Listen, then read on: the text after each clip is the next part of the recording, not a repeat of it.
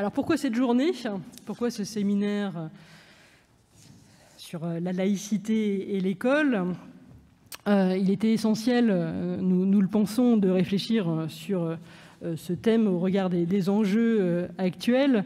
Rarement, je crois, un séminaire académique sur cette question aura été d'une aussi brûlante actualité à plusieurs égards. Bon, tout d'abord, évidemment, parce que ce séminaire prend place quelques semaines seulement après l'assassinat effroyable de Samuel Paty, notre collègue assassiné pour avoir enseigné les principes et les valeurs de la République. Au nombre de ceux-ci, la laïcité, puisqu'elle résonne puissamment avec la devise de la République. Elle est en elle-même l'expression de notre liberté, car elle permet à chacune, à chacun de pratiquer la religion de son choix ou de n'en pratiquer aucune.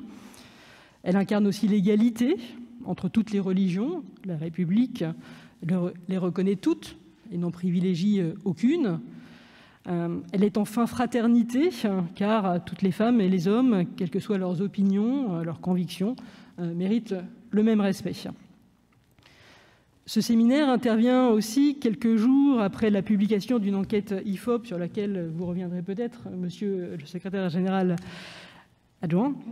Une enquête qui a résonné fortement dans la presse et dans notre société, et qui révèle, je donne seulement 2 chiffres parce que je ne veux absolument pas empiéter sur votre intervention, mais qui nous dit tout de même que 53% des professeurs du second degré public ont déjà vu dans leur établissement des élèves contester un enseignement ou tenter de s'y soustraire au nom de la religion, et qui nous dit aussi que l'autocensure est forte, puisque la moitié des professeurs de collège et de lycée interrogés, 49%, se sont déjà auto-censurés dans leur enseignement des questions religieuses pour ne pas générer d'incidents ou risquer de le faire dans leur classe. Enfin, 3e élément d'actualité, non moins important, c'est le fait que ce séminaire se tient à l'aube de l'examen prochain du projet de loi confortant le respect des principes républicains, à commencer par la laïcité et la neutralité des services publics. Projet de loi, vous le savez, qui a été déposé le 9 décembre 2020 au Parlement et qui énonce solennellement, mais comme les juges l'avaient déjà reconnu, que les principes le principe de laïcité s'applique aux salariés des organismes publics ou privés qui participent à une mission de service public. Parler de la laïcité en ouverture de ce séminaire, lorsqu'on est juriste, comme je le suis, me renvoie nécessairement à quelques réflexes. Mais je ne serai pas longue, pas trop longue. Alors, le premier réflexe d'une juriste, c'est essayer de trouver une définition, alors que je vais emprunter à un ouvrage de vocabulaire juridique, celui de Gérard Cornu, qui est bien connu des juristes. La laïcité, nous dit-il, c'est un principe qui caractérise un État dans lequel toutes les compétences politiques et administratives sont exercées par des autorités laïques, sans participation ni intervention des autorités ecclésiastiques et sans immixtion dans les affaires religieuses. Il ne s'agit donc pas de s'opposer aux croyances religieuses, bien entendu, mais de faire sortir la religion de la sphère publique dont elle n'est plus structurante. La laïcité implique donc naturellement la neutralité de l'État, lequel ne doit privilégier aucune option spirituelle ou religieuse. Deuxième réflexe de la juriste, revenir au texte, afin de voir ce qu'il en est en droit français. Et le premier d'entre eux, évidemment, c'est notre Constitution. En son article 1er, la France est une république indivisible, laïque, démocratique et sociale. La laïcité, c'est donc bien l'un des piliers fondamentaux de la République française. Cela étant, bien qu'inscrite dans la Constitution dès son premier article, et c'est une place qui dit beaucoup, le principe de la laïcité est pour l'essentiel, on le sait, inscrit ou traduit par la loi du 9 décembre 1905 concernant la séparation des églises et de l'État. Plusieurs principes fondamentaux, vous vous en rappelez. Le premier, c'est que la République assure la liberté de conscience et qu'elle garantit le libre exercice des cultes. Le deuxième, c'est que la République ne reconnaît ni ne salarie aucun culte Et enfin, elle n'en subventionne aucun, et ça a donné lieu à beaucoup de jurisprudence à cet égard. Et elle est par ailleurs incompatible avec toute conception de la religion qui souhaiterait régenter, au nom de ses préceptes, l'ordre social ou politique. Alors, la prise en compte de la laïcité, elle a logiquement débouché sur cette question centrale de la neutralité de l'État et de son administration à l'égard des croyances religieuses. Mais en même temps, le fait religieux, c'est une composante du social.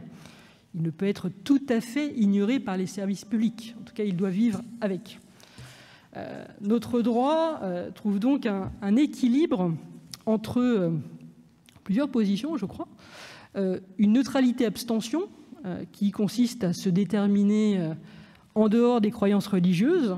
Et à cet égard, la religion doit être rejetée hors du service public et cantonnée à la sphère privée. Mais il intègre aussi une idée de neutralité-conciliation qui revient à faire place aux convictions religieuses dans la limite des nécessités du service public et de l'ordre public. Et puis il y a une troisième idée qui est que la neutralité, elle est libératrice, protectrice. Et si on tient à la rime, il y aurait peut-être cette idée de neutralité-libération qui viendrait donc compléter les deux premiers aspects. Deux, trois mots sur chacun de ces aspects, encore une fois, à mon modeste niveau de juriste et pour ne pas empiéter sur la suite.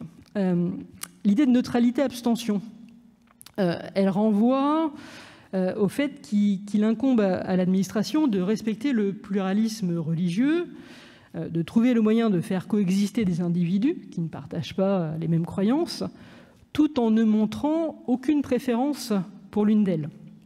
Ce sont bien les principes qui gouvernent les services publics, avec en filigrane le souci de constituer un espace neutre, le plus neutre possible. Cette nécessaire indifférence à la religion, elle s'illustre notamment dans le champ scolaire, dans la stricte neutralité qui s'impose aux agents publics dans l'expression de leurs convictions religieuses. On pense notamment à un avis célèbre du Conseil d'État qui date de 2000, qui porte le nom d'une requérante, mademoiselle Marteau, qui était surveillante dans un collège. Et à l'occasion de cet avis, le Conseil d'État nous dit que le principe de neutralité et de laïcité interdit à tout agent, qu'il assure ou non des fonctions éducatives, d'exprimer ses croyances religieuses dans l'exercice de ses fonctions, notamment en arborant un signe d'appartenance religieuse.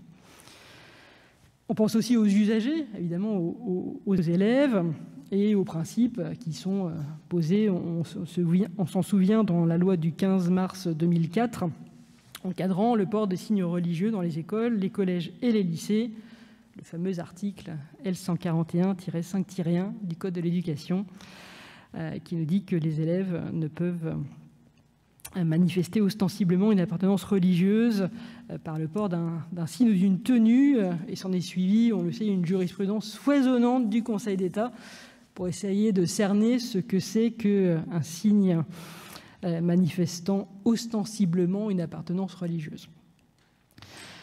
L'idée de neutralité-conciliation maintenant. L'idée de neutralité-conciliation, moi je la vois à travers le fait que le service public doit s'adapter aux pratiques religieuses néanmoins. Il ne peut tout à fait ignorer le fait religieux. Et ceci d'autant moins que les préoccupations des usagers à l'égard du service public se font plus pressantes.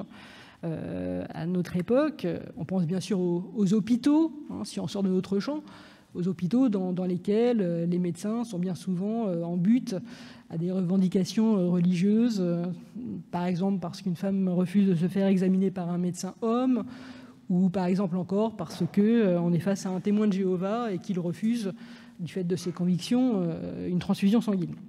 On pense aux établissements pénitentiaires et on pense bien sûr à notre école avec un grand E. Et là, de nouveau, les choses ne sont pas simples. Il s'agit d'essayer de concilier le service public et la liberté de religion, et donc de revenir à des principes assez clairs. La République est laïque, Mais si la laïcité à la française entend cantonner le fait religieux à la sphère privée, il n'empêche pas que le service public doit composer. Et c'est en ce sens que la plupart des textes et aussi la jurisprudence du juge administratif se positionnent. Une seule illustration. Le très récent arrêt du Conseil d'État du 11 décembre 2020, commune de Chalon-sur-Saône, qui résonne familièrement aux oreilles des personnels de l'Académie de Dijon. C'est la fameuse affaire de la suppression des menus de substitution dans les cantines scolaires par le maire de Chalon-sur-Saône. Et pour rappel, s'il avait pris cette décision avec son conseil municipal de supprimer les menus de substitution, c'était au motif, avait-il dit, que le principe de laïcité interdisait, selon lui, la prise en considération des prescriptions d'ordre religieux dans le fonctionnement d'un service public. Que nous dit le Conseil d'État, puisqu'il vient de se prononcer?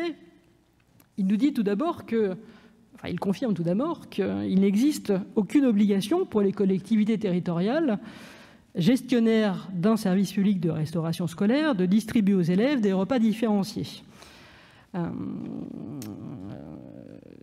Donc ça, c'est une première donne. Il nous dit ensuite que le principe de laïcité, inscrit à l'article 1er de la Constitution, interdit en effet à quiconque de se prévaloir de ses croyances religieuses pour s'affranchir des règles communes régissant les relations entre collectivités publiques et particuliers.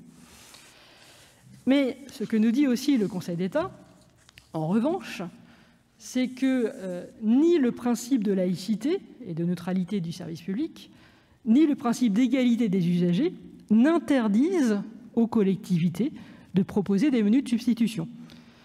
Dès lors, il confirme l'annulation de la décision du conseil municipal de Chalon-sur-Saône, qui n'était fondée que sur ces plans-là, c'est-à-dire le principe de laïcité et de neutralité.